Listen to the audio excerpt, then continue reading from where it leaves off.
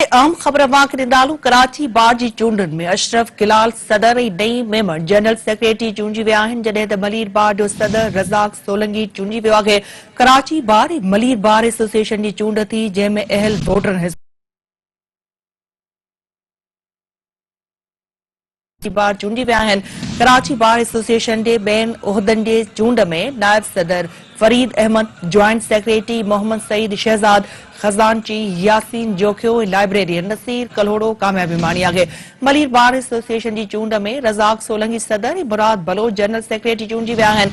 Karachi bar association जी चूंड नतीजनि बाद वकीलनि कामयाबी ते जश्न मल्हायो ऐं हो जमाले ते झुमरियूं हई वियूं आहिनि।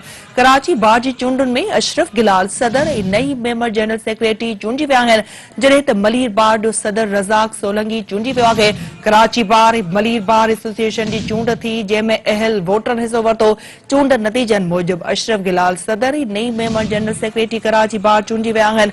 कराची बार एसोसिएशन जी ॿियनि उहिदनि जी चूंड में नायब सदर फरीद अहमद, ज्वाइंट सेक्रेटरी मोहम्मद सईद शहजाद, खजानची यासीन जोखियो ऐं लाइब्रेरियन नसीर कल्होड़ो कामयाबी माणी आहे।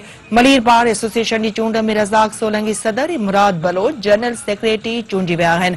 कराची बार एसोसिएशन जी चूंड नतीजनि बाद वकीलनि कामयाबी ते जश्न मल्हायो ऐं हो जमालो ते झुमरियूं हयूं।